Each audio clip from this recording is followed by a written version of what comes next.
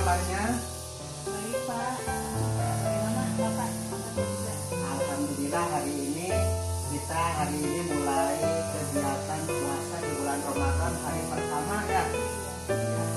Bagaimana masih ngantuk Bu hari ini? Ya karena tadi biasanya kalau misalnya hari pertama itu kan libur. Kalau sekarang hari kedua terpaksa harus masuk sekolah. Jadi tidak tidur lagi sudah sholat subuh. Iya, karena tugas mungkin ya kita harus hadir di sekolah sebagai guru. Dalam pertemuan ini kira-kira Ibu yang akan dibicarakan tentang apa Bu? Iya Pak, gini Pak, di kelas itu kan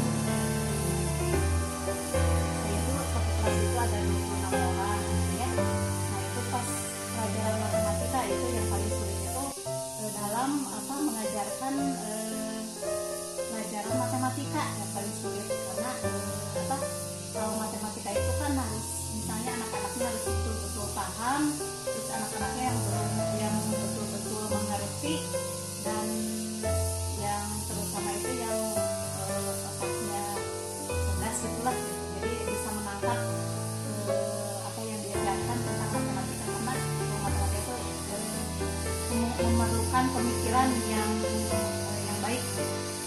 Oh iya. Jadi kita akan membicarakan tentang pembelajaran matematika, di mana diharapkan dalam pembelajaran kali ini pembelajarannya anak dapat lebih mudah memahami apa yang kita sampaikan. Ya, memang matematika itu dalam pembelajarannya diperlukan pemahaman. Jadi anak-anak itu mungkin ada hal-hal yang perlu kita lihat dari kegiatan yang selama ini. Kira-kira yang dilihat dari anak-anak ya, dari anak-anak kira-kira dari 26 itu anak-anak diperkirakan yang bisa mengikuti, dan mungkin yang agak kurang mengikuti, yang masih perlu bantuan lebih banyak. Yang bisa mengikutinya kira-kira ada berapa? Dari 26 anak itu ya itu tadi itu yang agak sedikit kecewa gitu ya. Di dalam satu kelas itu cuma yang bisa mengerjakan itu paling antara 10 orang lah dari 26 itu. Yang lainnya emang memerlukan perhatian. Terus ada lagi yang lebih kurang. Jadi ada tingkatannya, ada yang misalnya ada yang pintar gitu ya, istilahnya, terus yang sedang, terus ada yang kurang. Nah itu yang misalnya yang pintar suka dipisahkan dulu, ini yang sudah bisa misalnya, yang ini masih sedang, masih harus dibimbing, terus yang ini yang masih harus dibimbing lebih ekstra lagi. Iya, yang tadi Ibu udah bagus dapat mengelompokkan kemampuan anak. Jadi di kelas itu Ibu sudah bagus dapat mengelompokkan menjadi 3 kelompok.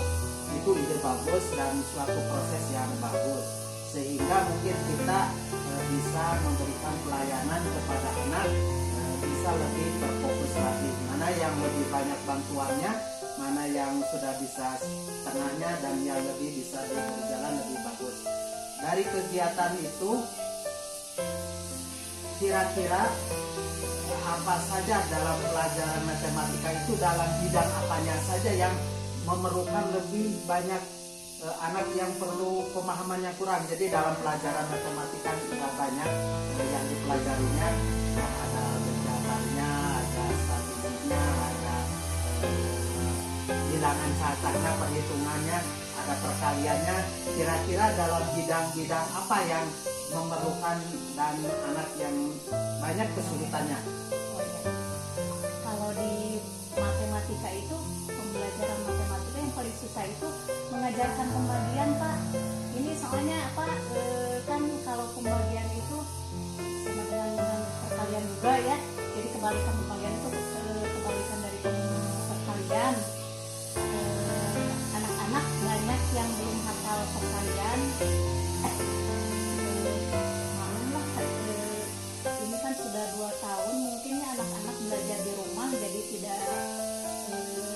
seperti belajar di sekolah gitu, jadi agak santai.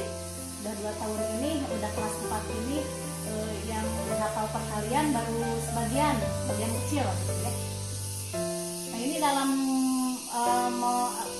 menyampaikan pelajaran tentang pembagian bersusun panjang, Pak, yang paling susah itu, karena anak-anak itu sampai bengong gitu, harusnya gimana katanya ya gitu. Terus bisa dicoba dicari, udah diterangkan, udah bolak-balik menerangkan, cuman anak yang pintar aja, yang kategorinya pintar aja yang bisa mengerjakan gitu. Alhamdulillah itu saya merasa bahagia kalau misalnya ada anak yang bisa mencerna atau bisa mengerjakan apa yang diberikan oleh saya tentang pembagian bersusun panjang. Kalau yang lainnya harus diterangkan lagi, sampai merasa saya ini memberikan pembelajaran itu apa kurangnya dari apa gitu, sampai berpikir seperti itu. Terus jadi merasa putus asa gitu. Jadi gimana ini saya mengajarnya tidak berhasil begitu. Ada kekecewaan seperti itu. Nah terus saya mencari solusinya, mencari solusi sendiri gitu. Bagaimana cara menyampaikan pembelajaran tentang pembagian bersusun panjang. Nah ini sudah agak lumayan lah, udah anak-anak sudah pada bisa gitu sebagian. Ini kan anak-anak itu dibagi 3 kelompok ya Pak ya. Jadi ada yang pintar, misalnya bukan yang pintar lah gitu, tapi kategorinya yang sudah bisa, ini yang sedang, ini yang sulit. Ini yang anak-anak yang sudah bisa itu saya tugaskan jadi tutor sebaya, jadi mengajarkan, jadi kayak jadi guru lagi gitu untuk teman-temannya yang belum bisa gitu. Yang mengajarkan yang anak yang sudah bisa, mengajarkan caranya kepada anak yang sedang gitu, yang kategori sedang. Kalau yang kategori yang ekstra itu saya yang lebih fokus kepadanya. Kalau yang sedang mah sama teman-temannya yang sudah bisa ditugaskan sama saya, coba kalian yang sudah bisa. Nah ini sekarang temannya ajarkan bagaimana caranya mengerjakan pembagian bersusun panjang itu. Iya, bagus. Berarti sudah mampu diperlihatkan tadi kemampuan anak. Lalu ibu pun sudah melakukan rencana aksi, rencana kegiatan untuk menanggulangi dari kesulitan anak.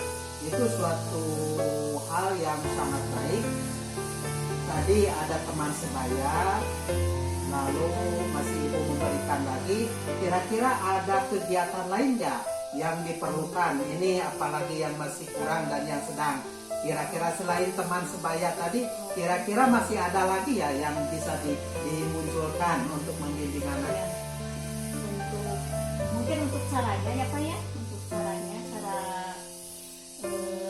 cara mengajarkannya atau teknik mengajarkannya mungkin yang harus dirubah sama saya, harus ini lagi gitu. Jadi saya kalau misalnya mengajarkan pembagian bersusun panjang itu, nah ini anak-anak disuruh menghafal dulu perkalian atau ditugaskan dulu hafal dulu perkalian aja, karena pembagian itu adalah kebalikan dari perkalian. Yaitu misalnya saya membuat soal misalnya. Nah ini di soal itu misalnya 72 dibagi 3 misalnya ya. Nah ini saya tugaskan untuk membuat perkalian yang sekitar misalnya perkalian 3 gitu, Pak, yang di pinggirnya. Jadi sesudah itu baru anak-anak pasti bisa. Ini misalnya 72 dibagi 3 kan, jadi tidak semuanya 72 dibagi 3, enggak langsung gitu. Jadi satu angka saja dulu yang bisa membagi 3, misalnya 72. Jadi yang di itunya yang angka yang terdepan dulu, misalnya 1 satu angka. 7 dibagi 3 bisa tidak anak-anak? Bisa Bu. Nah, ini jadi ada di pinggirnya anak-anak disuruh untuk membuat perkalian 3. Nah, gitu. Misalnya kan 7 dibagi 3 bisa kan jadi berapa? Jadi dapat 2. Nah ini kan 2 kali 3 sama dengan 6. Jadi ada yang mendekati angka 7 gitu. Jadi seperti itu. Ya, bagus. Berarti selain tadi teman sebaya, Ibu sudah melaksanakan pula pendekatan pembelajaran kepada anak yang mungkin di sini kelihatannya bahwa Ibu itu lebih ke konkret ya, ke konkret. Jadi tidak abstrak, jadi tidak membayangkan lagi anak ada perkaliannya, ada ada soal yang dihitungnya. Itu sudah bagus. Apakah bisa pula Ibu mungkin berpikir apakah ada kegiatan lain, contohnya bisa membantu pihak lain atau nanti siapa yang bisa dibantu untuk agar anak ini bisa belajar lebih baik lagi? Untuk apa? Maksudnya gimana? Maksudnya begini, agar anak ini dapat terbantu lebih baik, apakah Ibu ada yang bisa mengingatkan ataupun bisa membantu untuk anak ini, apakah bisa dari orang tua ataupun dari rekan sebaya ataupun dari guru atau siapa? Ya bisa saja misalnya menjelaskan anak-anak atau misalnya saya bergabung dengan ada grup orang tua siswa ya di sini. Paguyuban. Iya. Nah ini kan ada misalnya ada anak-anak yang masih kurang gitu. Pokoknya gini. Jadi di rumah, misalnya di rumah, kan di sekolah itu pasti mungkin saya dengan anak-anak yang sudah bisa paling bisa membantu anak-anak yang belum bisa. Nah ini ditugaskan juga di rumah, bisa dibantu sama orang tua juga, bisa melibatkan orang tua atau kakaknya, begitulah bisa ditugaskan begitu. Nah ini lewat WA grup orang tua gitu ya, di ininya kan sekarang mah bisa ya Pak ya, kalau misalnya belajar itu tidak usah di sekolah saja kan, sekarang sudah zamannya ini, zamannya IT gitu, zamannya online gitu ya. Itu kan anak-anak bisa mencarinya atau bisa belajarnya di lewat Google gitu, lewat Google bisa